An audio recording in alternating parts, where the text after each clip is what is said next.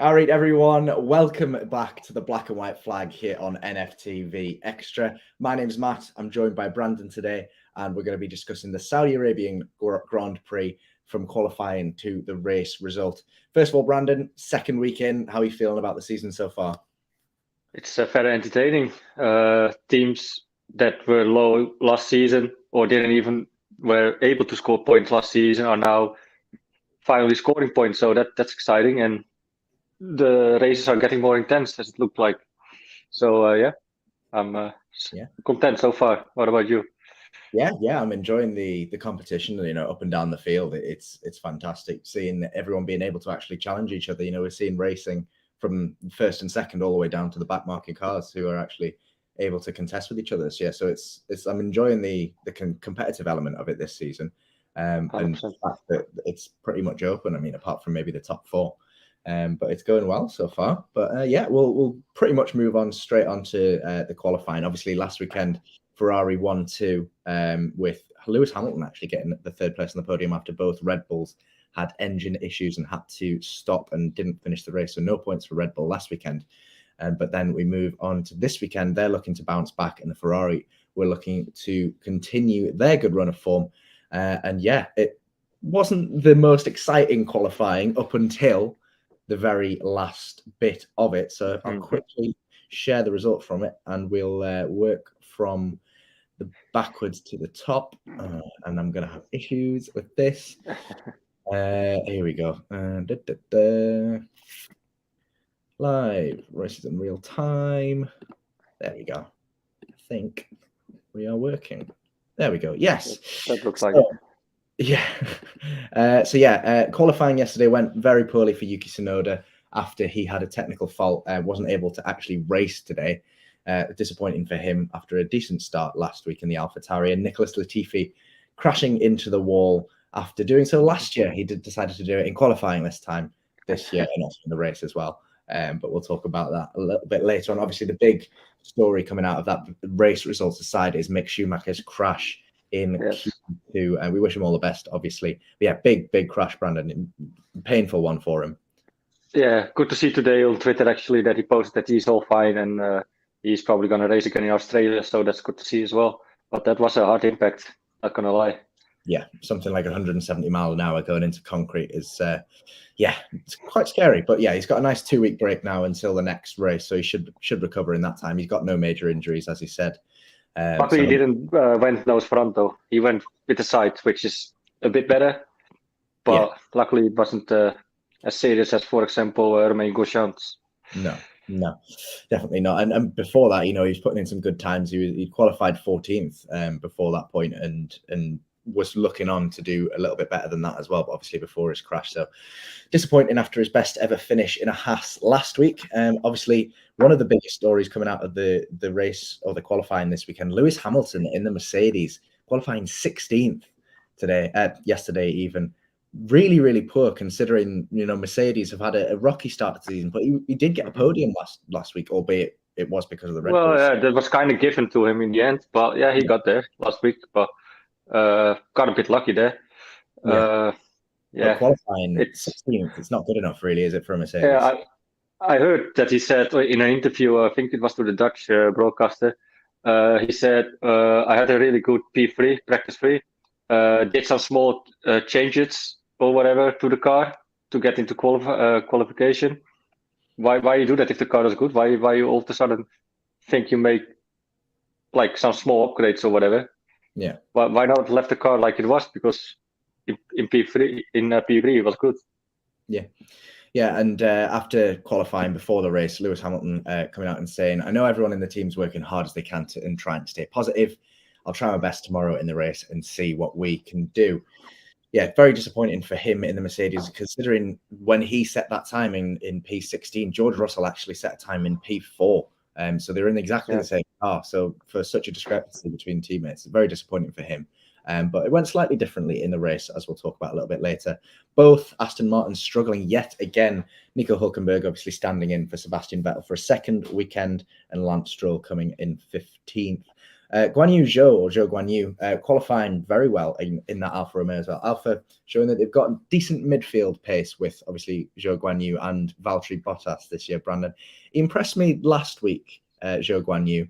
What did you What did you see from him this week to see? Is he looking like he's just going to be another back marker, or do you think that he's got enough to be in the midfield?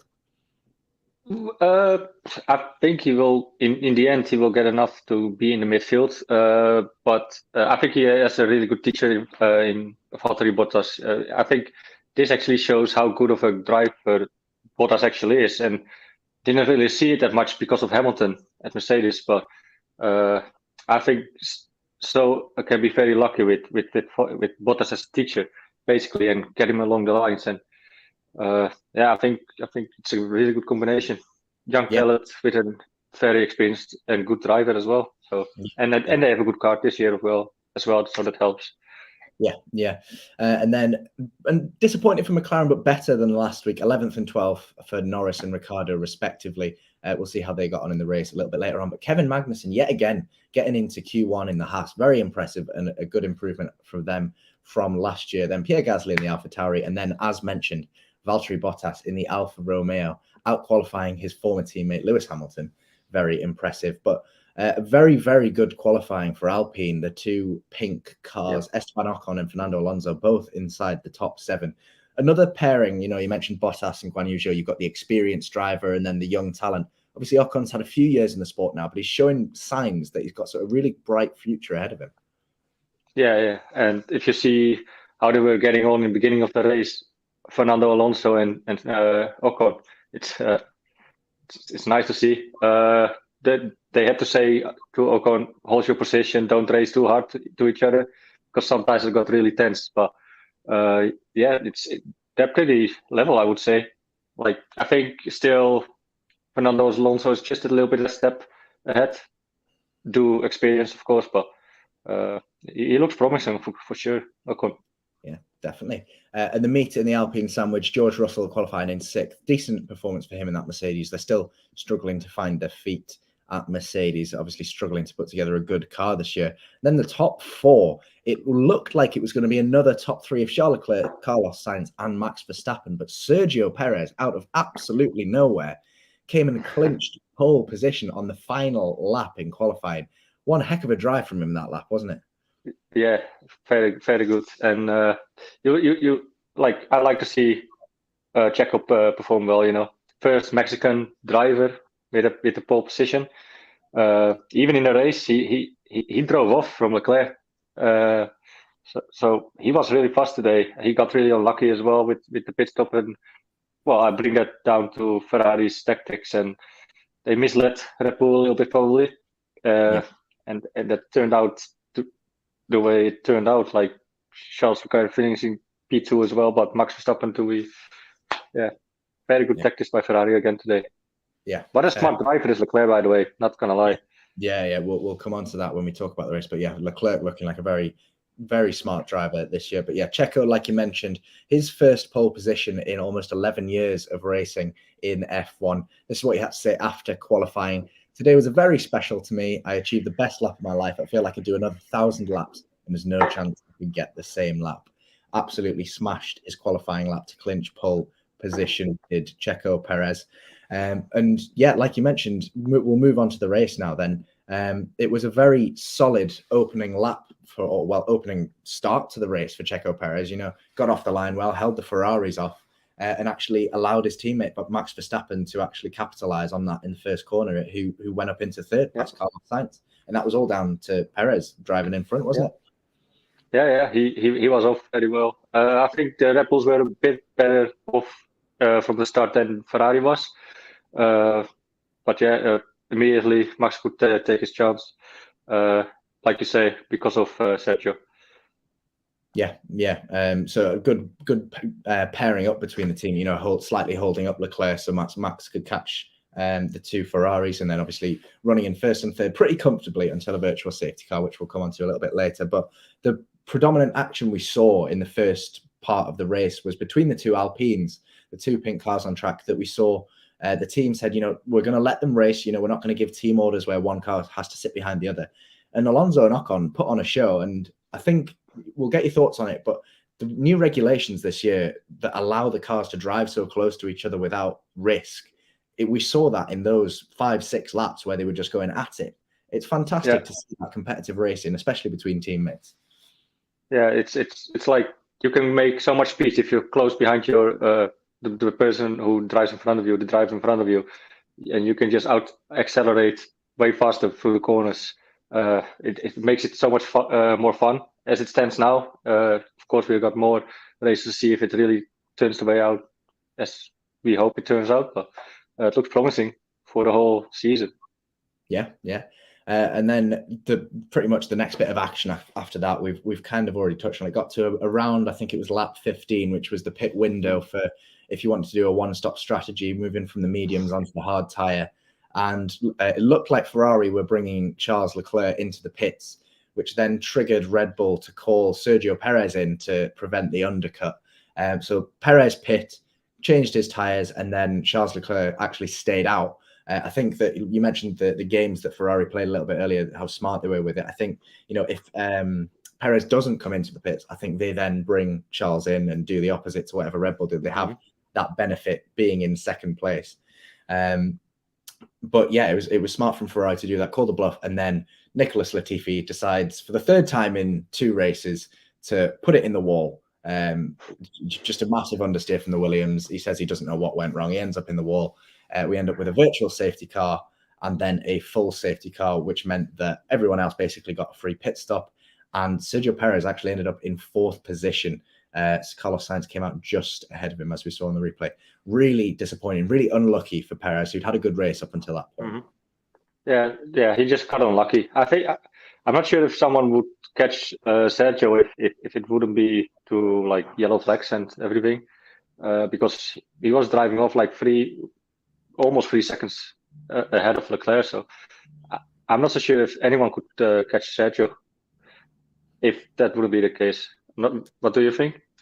I think, it would have been interesting to see, because we know Sergio Perez is the king of making tires go long. I'm surprised they brought him in when Ferrari made that call. I'm surprised they took the bait and brought Perez in, because we know Perez can get the most out of tires for a very long time. So I thought they would have gone long on the strategy, but they didn't. They brought him in, and I think you're right. I don't think anyone really would have caught him except for, safety cars, yellow flags, that thing.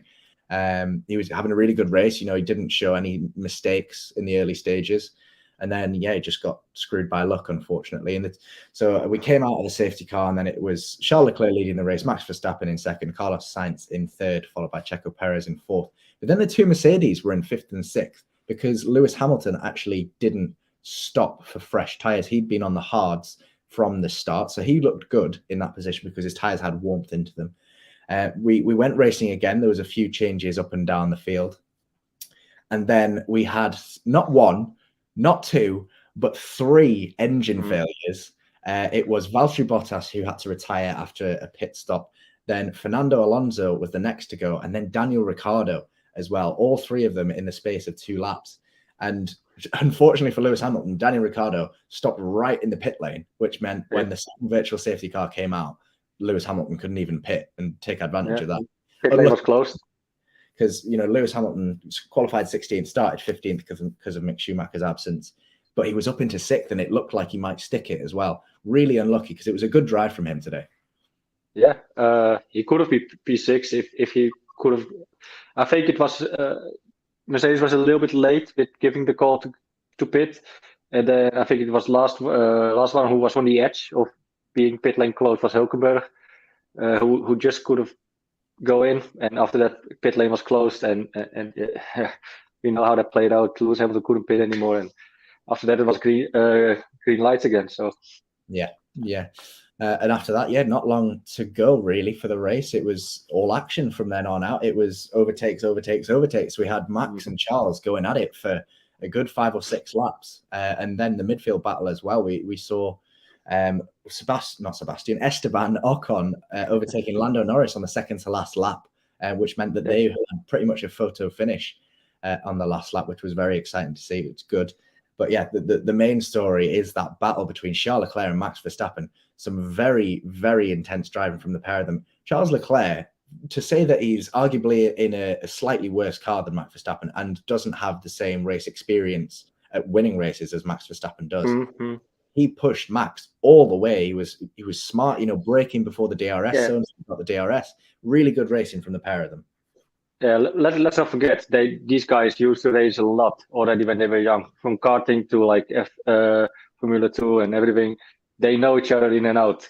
Unless Max and Hamilton, for example, because that's like such an age gap. These guys, they know exactly how they think, how they drive.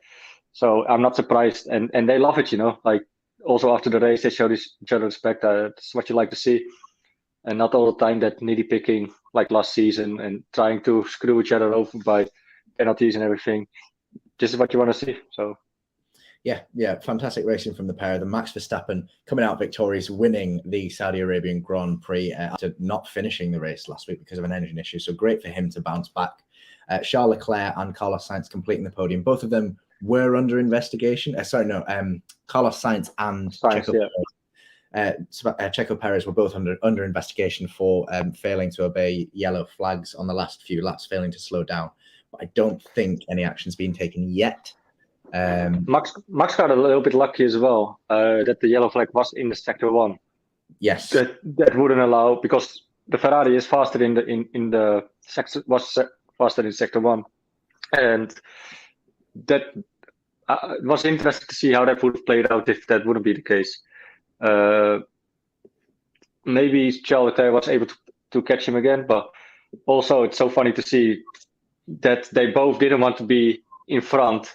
Just before those DRR areas, when DRS is enabled, they just both braked up and locked up their tires. It's pretty crazy to see. Yes. Sorry, go on. You say that maybe Ferrari has a little bit lesser car, but next, I think, no, not in 2 weeks, I think it is. It's Australia. That's a lot of. There's gonna have Ferrari the benefit for sure, as they have. You need a lot of downforce, and that's what the Ferrari has. I think that's gonna be a 1-2 for Ferrari there again. We'll find out, won't we? They've had both drivers on the podium 2 weeks in a row now. So let's just take a quick look at how the race finished then. We'll go from bottom to top. Obviously, Yuki Tsunoda and Mick Schumacher, neither of them started the race. Neither of them contested the race. And then we had a few DNFs. Nicholas Latifi in the wall, as mentioned earlier. Ricardo Alonso and Bottas suffering engine issues. Alex Albon and Lance Stroll actually crashed into each other on the second to last lap. Alex Albon going for the overtake on Lance Stroll. I don't know if you saw that, Brandon. It looked like a race for me. Albon, they said in the commentary, Albon's got half a car length alongside him, so Stroll has to give him the room. It was a similar incident we saw with Max Verstappen and Lewis Hamilton at Silverstone last year. Silverstone, I know that very well. It's strange, Stroll obviously saying it's Albon's fault, Albon saying it's Stroll's fault. But it ended up with Albon being put out of the race and Lance Stroll finishing dead last out of the cars that actually completed the race. So I think it's a little bit where two fight, two lose, or like it's two at fault. I think that's the saying. Where two fight, it's two at fault or something. Yeah. You can make a case for either one of them. Like maybe Albon went a little bit in too aggressively, but like you say, Stroll could have left a little bit more space as well. Yeah, it's like I don't know. Yeah, 6 and 2 threes. But yeah, so Lance Stroll finishing last, and then his teammate Nico Hülkenberg finishing in 12th. Very poor weekend for Aston Martin. Yet to score a point this season, as are Williams, as Latifi and Albon both didn't finish the race, and then just missing out on a point this week. Zhou Guanyu, decent race for him. He actually did a lot of overtaking in the early stages of the race, but was hit with a couple of penalties later on, which made his race obviously suffer a little bit. Yep. But yeah, they even fucked up the first penalty because they said the 5 second penalty they did at the first pit stop wasn't correct, so they had to redo it again. So yeah, a little bit of mistake on Alfa Romeo's fault there. Fault there. That's the team's fault for unfortunately not making him serve the full 5 seconds of his penalty. And then let's make a case for Zhou.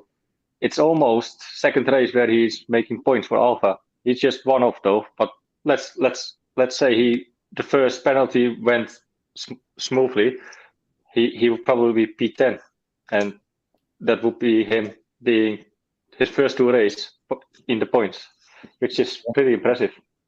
Yeah, no, very, very impressive from the young man. Obviously in a decent car this year. Very, very good racing from him. Obviously, his teammate Valtteri Bottas not finishing, but only because of an engine issue. He's looking the real deal. I have to admit, when it was announced that he had the seat, I was a bit disappointed because I'd watched it a couple of times in F2, and I wasn't that impressed with him. But he's looking the real deal. Obviously, beating Nico Hülkenberg and Lance Stroll, who are in a decent car in Aston Martin, but they're both experienced drivers, and he's beating them on the track. So even with 2 penalties, he's done well for me. 2 pit stops for him today, and still finishing 11th, although there was only 13 cars that finished. Yeah, looking like a good young driver. Got a question for you. Would you prefer to see Giovinazzi? Well, before you knew how so would be in the Formula One, would you prefer Giovinazzi instead of him? No, personally, no. I like to see young talent come through. I just personally would have gone for somebody else rather than Guan Yu Zhou. Just maybe, I don't know. I just I wouldn't have liked seeing Giovinazzi, because when people like that have had a couple of years in the sport and they haven't had the greatest car, you think maybe their time has passed a little bit. They don't really show that they're good enough to be there. I do feel a bit sorry for him because he did have a couple of races last year. But got lucky as well a few times. Yeah. But I like to see young talent being pushed through the ranks. So I'm glad to see Guan Yu Zhou in there. But someone on the other end of the scale, not young talent at all, pretty much one of the oldest drivers on the grid at this point, Lewis Hamilton, getting a point for Mercedes in 10th place. We mentioned earlier he got unlucky with his pit stop, but a decent race for him getting on the points. I think he set a new record today for most races started or something like that. I think his confidence gets a little bit of a push though, like seeing Russell finishing P5, I think it is. And him, if the qualification, I don't know, like I think there's work to do for Lewis, for sure. For Sir Lewis, sorry. Yeah, I mean, work for him and for the team as well. We'll see how they fare. I mean, I said in my predictions last week that I thought they'd be the top in the top 2 of the Constructors' Championship come the end of the season. So we'll have to see where that ends up. But then quickly, it's interesting to see like what Mercedes will do from this point, as they are used to always be on top of the table, and now they have to basically fight in mid-table, so to say. Like it's gonna see. Because it's a switching mindset as well, and let's see how they figure themselves out. Yeah, it'll be interesting. They have overcome problems in the past and will continue to do so. I expect them to be consistent and only go upwards this season. I can't expect them to go backwards. But just from today's results, Kevin Magnussen scoring points in a Haas yet again, 2 consecutive points finishes for him in the Haas. Very good race from him. Unlucky not to be higher. Pierre Gasly, a relatively boring race by his standards anyway. Didn't really seem to challenge. He was going backwards at the start of the race, but managed to secure a P8 for the AlphaTauri. And then Lando Norris scoring McLaren's first points of the season. Very good race from him, ending in 7th. I think Jay and Atlanta... They'll get themselves sorted. Yeah, they'll get themselves sorted. Jay and Atlanta saying he's a McLaren fan. Much better showing this week in despair after last week. And I'm a bit of a McLaren fan myself. Got Lando's hat with me. Why is that? No idea. I don't know. Are you a real patriot?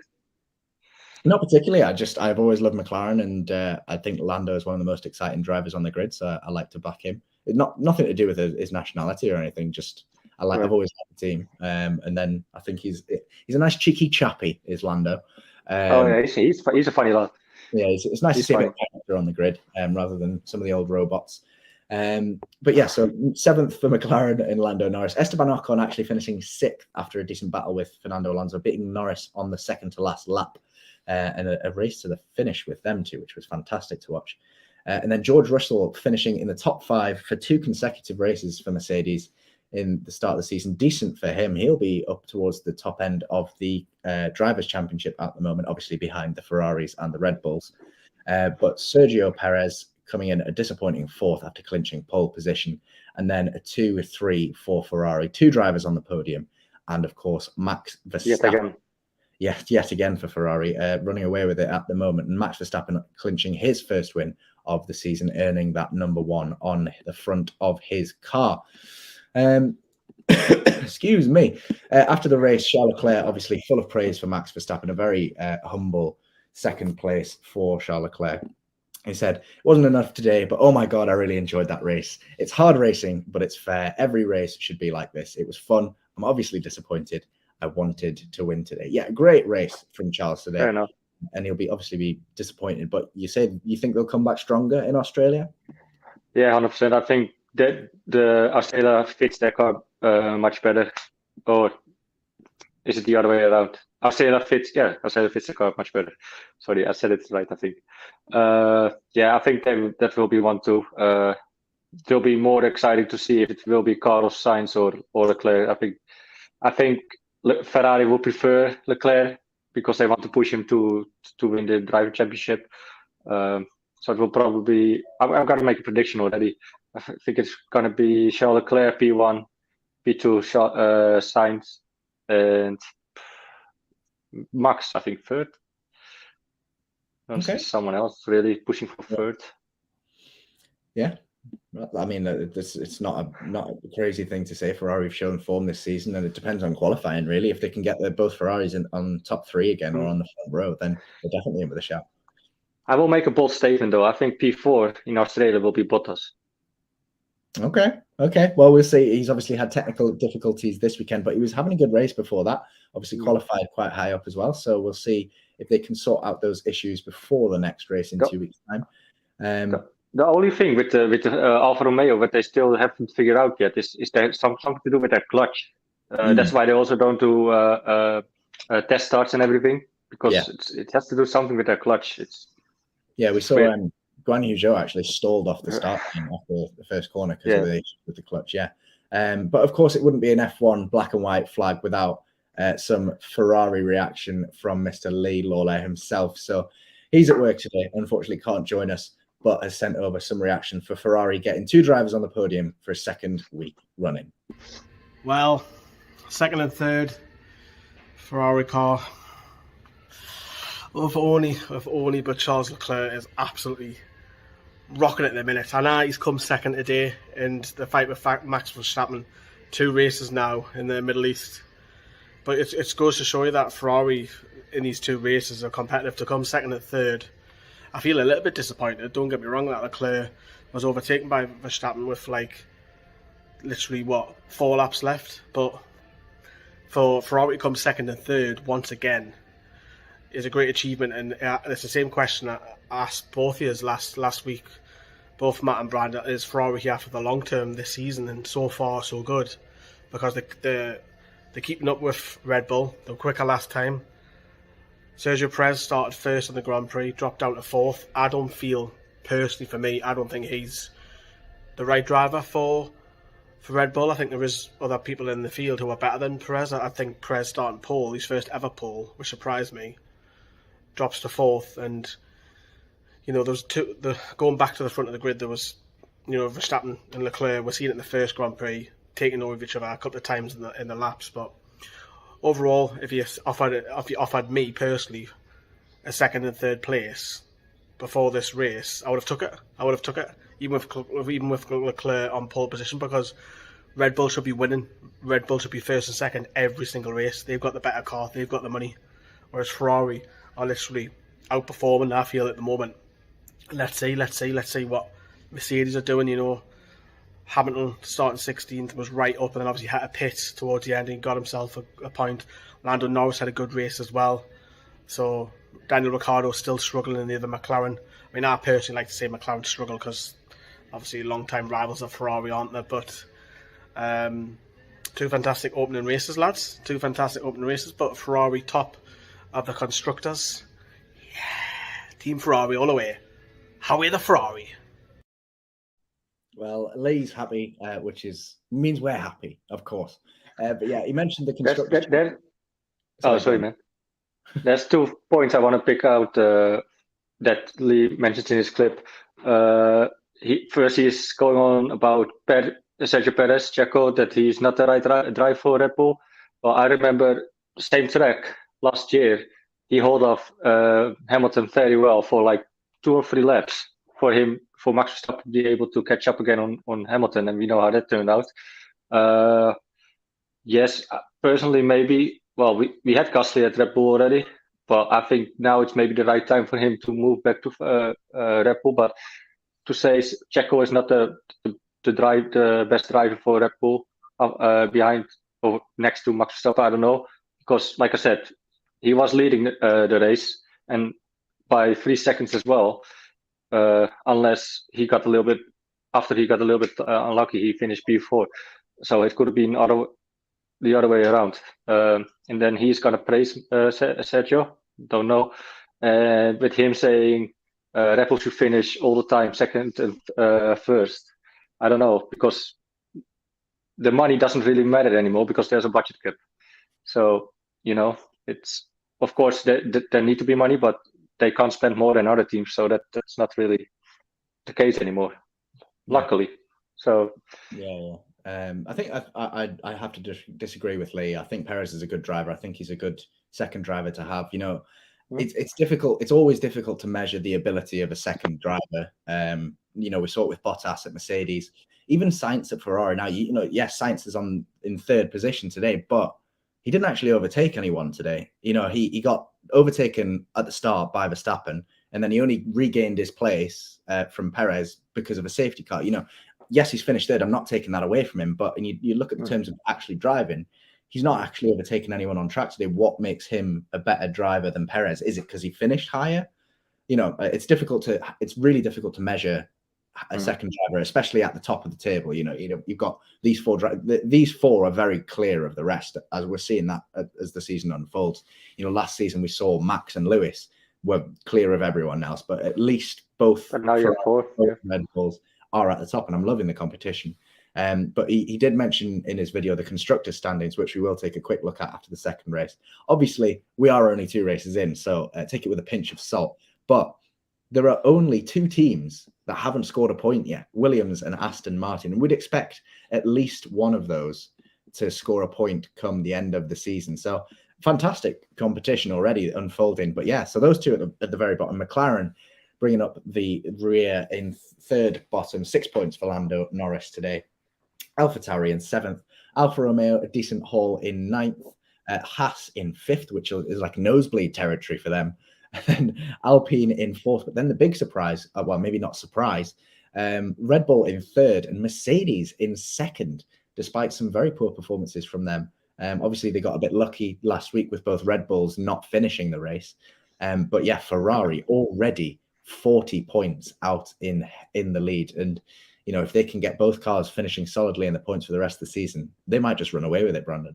Which they won't. They will. Almost every team will have a race that they don't finish. One car or maybe 2 cars, like Red Bull had last week. I think that's fair to say, right? Yeah, I mean, whether it's technical difficulties or racing incidents and crashes that we see. Changing a motor. Yeah. It's difficult to predict, how the season's going to go, but Ferrari have consistently performed, and they don't seem to have any technical issues. We've seen already Red Bull have had one last week. Mercedes have had issues from the get-go, and they look consistent. They don't look like they're going to trip and fall at the moment. So it'll be interesting to see how they do for the rest of the season. But then, of course, the one that gets all the headlines is the Drivers' Championship. Which obviously there's one person sat at the top, which Leo be delighted to share with us. But we'll start from the bottom. Only 6 drivers. I was right the first time. Only 6 drivers yet to score a point in 2 races, which is brilliant. You've got Mick Schumacher there in the Haas yet to score, but the way he's been driving, surely he'll get a point. And then if Aston Martin can sort out their issues, you'd expect Lance Stroll and then obviously Sebastian Vettel will come in and replace Nico Hülkenberg, but you'd expect at least one of them to get a point on the board. And then Williams have been decent as well, and obviously Daniel Ricciardo's had his problems with his engine this week and had issues last week as well. So it could be very, obviously the top is a different story, but it could be very open in the midfield. Yeah, which you like to see, right? I mean, like I said last week as well, I love to see I love racing, so it's always nice to see, even in the midfield, because last season it wasn't really fun so much to watch up front, only between Hamilton and Max, and now it's like so close. It's more, maybe it's even more fun to look at the midfield than the top. Well, it sounds a little bit stupid actually, but there's a lot of action there. Sometimes the race on top is quite boring, but it seems to be quite open this year. You look at some of the drivers down there that have got 1, 2 points. You got Fernando Alonso and Pierre Gasly in 13th and 12th with 2 and 4 points. They're obviously going to pick up more points than this season. Lando Norris in 10th, Valtteri Bottas in 9th, 8 points from last week. Didn't finish the race today. Would have picked up more points if he could have finished. And then Kevin Magnussen in the Haas as well. So there is excitement there. You've got experienced drivers and young talent filling out that midfield, and it's nice to see them all going head to head and actually battling it out, rather than just towing the line and fulfilling the status quo every week. I got a question for you, Matt. Who do you think is going to pick up earlier points for Williams? Will it be Albon or Latifi, and will they pick up points? I think Albon will finish in the points at least a couple of times this season. I think he's a very talented driver, and he showed today he's aggressive and isn't happy to just sit at the back. I think there'll be a couple of races where they'll either qualify really well and manage to hold that position, or they'll get a race where there's quite a few crashes and engine issues that they'll maybe nick a couple of points here and there as well. I know Latifi brings in a lot of sponsors from North America and a lot of money to the team, but I really don't see his value as a driver. I have to say, he's one of the only drivers on the track that I look and I'm like, what can this man actually do in this car? Obviously, he's a professional racing driver. He could do a lot better than I can. But, it's the same with like Haas last year. You look at those two drivers in that car and you're like, neither of them are challenging. What are they there for? It's obviously a different story this year, but at least, George Russell in the Williams last year was in the same car as Latifi, but pretty much outperformed him in every race. Obviously, there was the one. Almost every race, where Latifi scored points. But yeah, it's frustrating. I just hope for Williams some upgrades will turn out very well for them. Hopefully. I hope they will be successful so they can at least challenge for I would love to see Williams score at least 10 points this season. Yeah. I mean, they're down towards the bottom still, but they are improving. They do look like contenders for at least kind of nicking a point here and there. But yeah, moving back to the Drivers' Championship, obviously got Lando Norris, Valtteri Bottas, Kevin Magnussen, Sergio Perez in the Red Bull down in 7th after his unlucky 4th place finish today. Esteban Ocon in the Alpine in 6th. Lewis Hamilton still putting his name in the ring in 5th after his 3rd place finish last week, only beaten just by his teammate George Russell with 22 points, 2 5th place finishes for him, which is decent for the young man. And then Max Verstappen in 3rd and the 2 Ferraris in front. Charles Leclerc on 45 points, 20 points ahead of Max Verstappen after he failed to finish last week because of an engine issue. Right, pretty much all we've got time for, Brandon. But before we go, you've already mentioned Australia. You think Ferrari are going to do well. Presuming that this race between Leclerc and Verstappen is going to go all the way to the end of the season, as it did with Hamilton and Verstappen last year, at the moment, bias aside, who is your money on to take the Drivers' Championship this year? That's a stupid question to ask me, man. You know my answer. Try and put your biases. But do you think Leclerc can take it all the way with Verstappen, or do you think there will come a time where he'll falter and fall behind? Oh, it's hard to say. I think Max will still take it. Confident? Yeah, I am. Okay. Well, we'll see, and I'm sure nothing else much to say, really. I'm sure Lee will be the first person to laugh in your face, if not, if you are wrong. And if you know what I mentioned to you backstage before we went live, right? Yeah. So keep that shot to Lee. We keep that a secret for Lee. What's been said, and what about you? I think Charles could go all the way this year, but I think Max will be with him every step of the way. It'll just be a case of whether both teams can keep the cars running at such a high level for the full season, or if they'll start to come across more issues as the season goes. Obviously, because with the new regulations, with the new cars, they're going to come up against issues that they've not come up against before. So they'll have to deal with them as they come along. And I hope, for the sake of sporting competition, that they can both push to the end of the season. I'd love to see them both in the top 3 for the rest of the season, switching places and trading blows. But I think Charles could do it. I thought today, especially, he showed he's got the brain for it. He might not have the pace for it, but the battles, I know Jay mentioned in the comments earlier, Have we ever seen anything like a driver didn't want to be in front, like at the end of the DRS zone? Can't ever recall racing like that. Yeah, with these new cars, we saw it a few times. We saw it with Alonso earlier on. We saw it with Magnussen, and we saw it with Charles Leclerc as well. He showed he's got a racing brain and obviously, like we know, Charles Leclerc and Max Verstappen go all the way back to the karting days. They know each other very well. It's like Rosberg and Hamilton back in the day. That battle between those two. It's going to be exciting. I hope it goes all the way, and I think Charles Leclerc might win it, but only because he started so strongly. And you're way too nice for Lee, man. He had a dick at McLaren, and now you've been so nice to him. Oh, man, no way. I think I do love Max, and I think he's a fantastic driver, but I think he sometimes is too aggressive, and that'll cost him. You know, we saw with Lewis. Lewis is so successful because he doesn't take too many risks. You know, he makes sure that his car finishes the race, and sometimes I think Verstappen can push it too hard, and I think that can come back to bite him in the arse. I hope I'm wrong.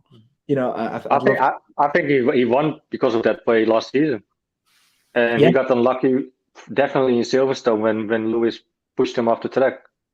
I think that came really to well. Even the FIA said it was down to Lewis Hamilton because they gave him a 10-second penalty. Laughing joke as well, 10 seconds, but whatever. Yeah. Let's not go back in last season. Yeah, let's leave that alone.